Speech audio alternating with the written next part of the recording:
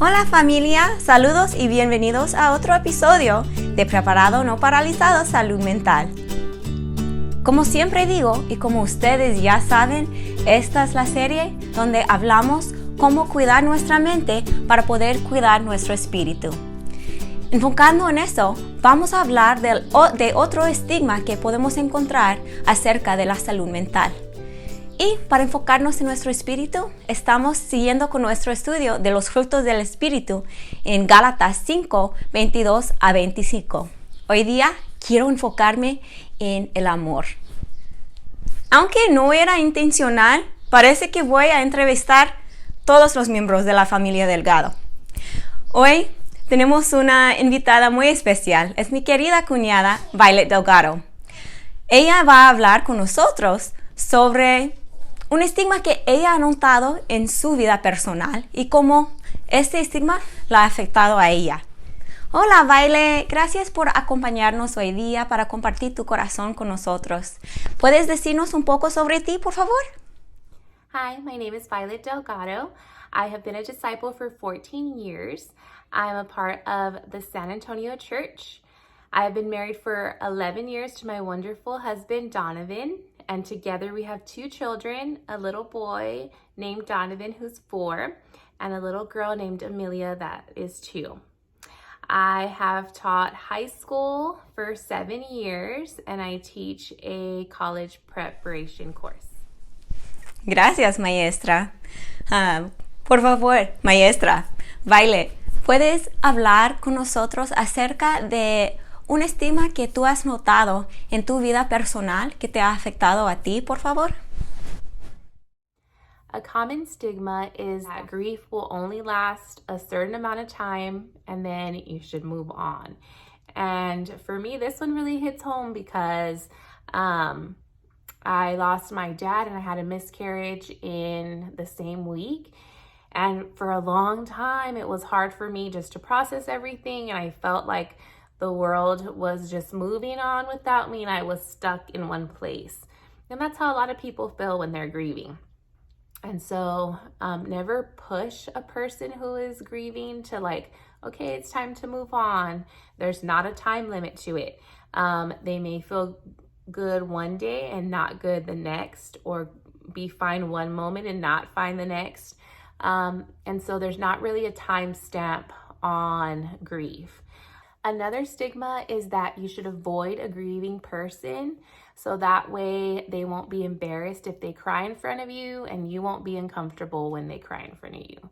And I think we've all probably have done this before, but I think we should do the total opposite. When a person is grieving, they need that love and support from their family and friends. And so this is the time that you really can show how much you love them. And so even if that's giving them a call to see how they're doing or letting them share memories with you, even if they're crying, let them cry for however long that they want and just comfort them, because all you can do is really comfort that person who's grieving. Gracias, Violet, por compartir con nosotros sobre un tema que yo sé es muy cercano de tu corazón.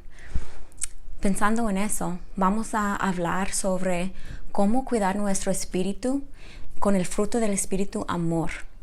Y quería hablar sobre el aspecto de amor que viene con la aflicción y el dolor después de una pérdida. Ahora, yo creo que el mundo está afligido y está consciente de su dolor. Muchas veces no es así, pero por lo que está pasando en este momento, yo creo que hay mucha gente que siente el dolor de la pérdida. Puede ser de seres queridos, puede ser de trabajos, puede ser de sus actividades que está acostumbrado de hacer. ¿Cómo podemos amar a un mundo ahora, amar a gente que está pasando por esta aflicción? ¿Cómo podemos hacerlo? Pues la respuesta, como siempre, podemos encontrar en Jesús. Quería enfocarme en Juan 11, donde encontramos a María y Marta, y ellas están pasando por la aflicción de la pérdida de su hermano Lázaro. Pues ya sabemos que Jesús tenía el poder de levantar una persona de la muerte, y es lo que iba a hacer, pero en vez de nada más decirles, shh, calladitas, por favor. No tienen que estar tristes. Voy a levantar a Lázaro. Él tomó el tiempo para llorar con María y para explicar cosas a Marta. Es porque Jesús sabía que en ese momento es lo que necesitaban. Hermanos y hermanas, les pido que estén enfocándose en el amor que están mostrando, que no están solamente mostrando el amor que quieren ver para sí mismos, pero están tomando el tiempo para pensar, esta persona que está pasando por esta aflicción, ¿qué debo de hacer para enseñarle el amor de Cristo? Y creo que así podemos alcanzar a mucha gente, podemos consolar a nuestros hermanos y hermanas que están pasando por pérdidas y podemos glorificar a nuestro Señor Jesús.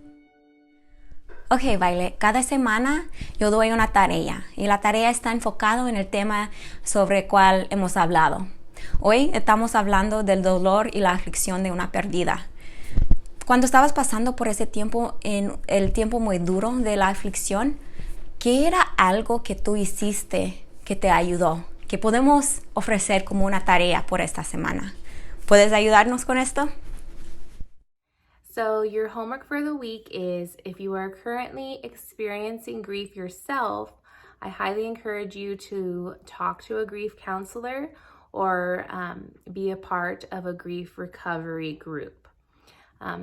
If you know somebody who's grieving, your homework is to do something nice for that person. So bring them dinner or bring them coffee or just call them on the phone and just talk to them.